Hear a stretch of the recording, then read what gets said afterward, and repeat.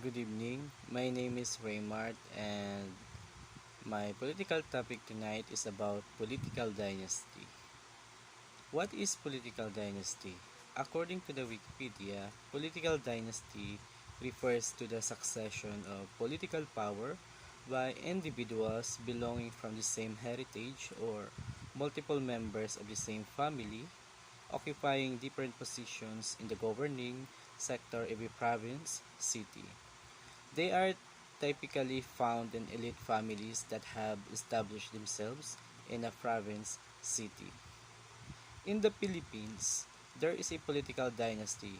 For a long time, political dynasties have been prevalent in our country.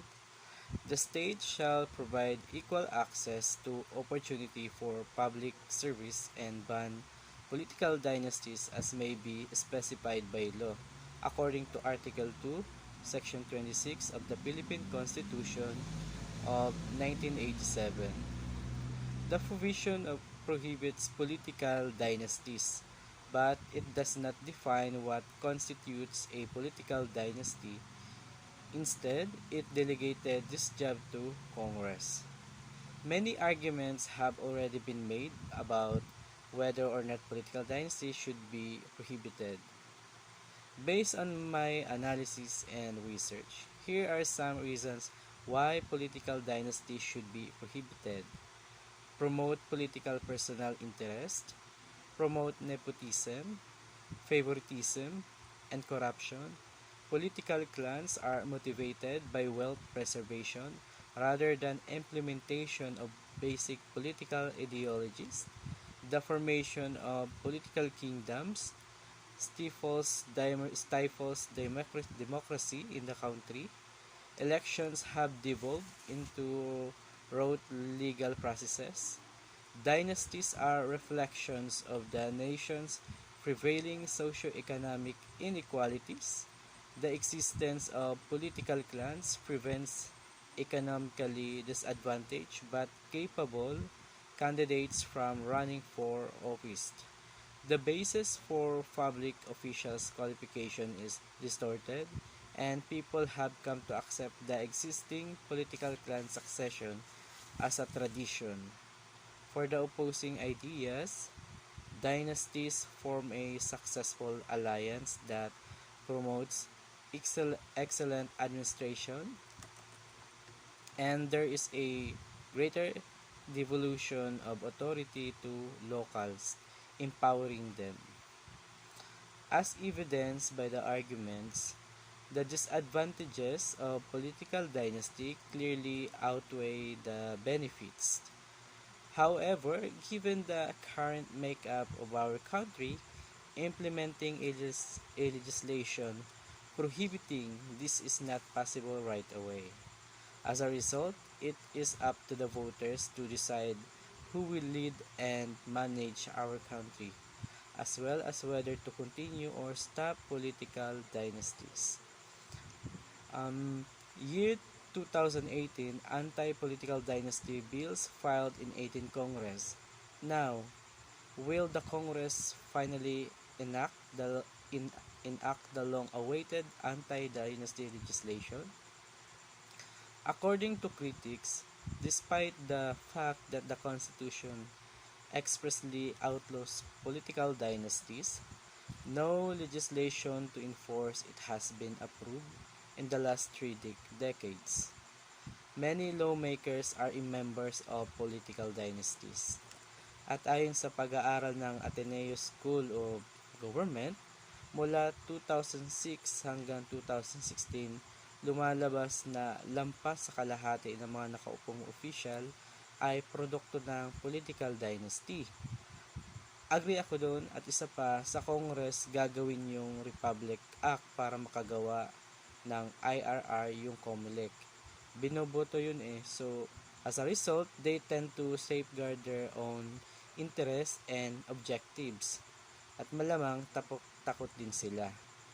Kasi habang lumalago ang political dynasty, lumalago din ang kahirapan, lalo na sa mga lugar na malalayo kung saan naroon ang Fat Dynasty o yung sabay-sabay tumatakbo. Doon sa mga fat dynasty jurisdiction, maiisip na natin iisipin na natin na hindi democratic ang pamumuno at malamang impunity na ang nangyayari sa mga lugar na yan. Paano mo sisipain? Halimbawa, si governor nagnanakaw o kumukickback sa mga proyekto. Kung si Gov, kapatid si mayor, pinsan si congresswoman. Kaya kung palpak ang iboboto natin, palpak din ang resulta.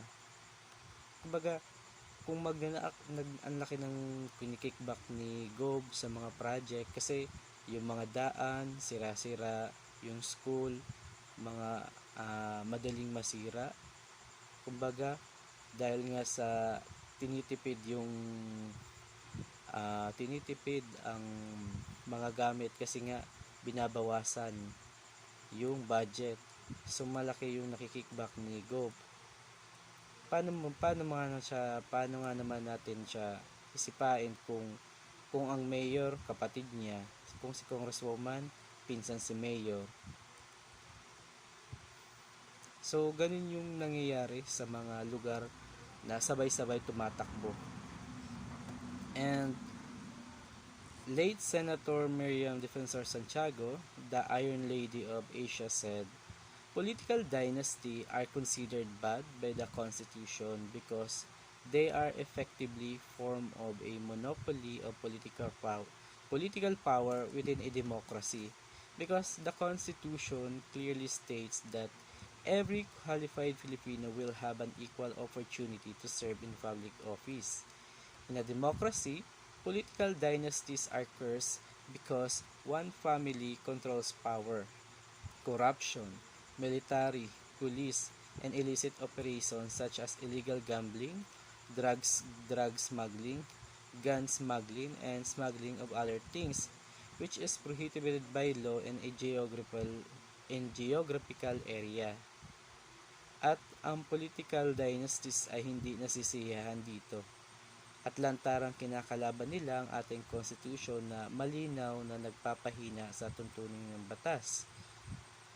Our former Senator Miriam Defensor Santiago sends a powerful warning that choosing corrupt and dynasties is an open violation of our constitution. Politicians who participate in criminal acts should be removed from office or denied opportunity to run for re-election. The anti-dynasty bill needs to be regarded. She was consistent from the beginning to the end. Her actions and work speak for themselves, not what she says. Political dynasty enslaved our country. Every problem is based on it. The cause of the Filipino people's poverty and endless suffering is the mother of corruption and greed. We should never forget the responsibility bestowed on us by the great woman to promote her ideas and push for genuine change and transformation in the Philippines. So as a result, no to political dynasty. But before I end this, since malapit ng election, the presidential election of 2022 is rapidly coming, and as is customary, political dynasties will once again highlight our government's chronic corruption. They have left their mark and had an impact on our country's political scene for many years. As long as this behavior goes unchallenged, political families will gradually monopolize government positions. What do you think? Should the Constitution prevent such things from happening?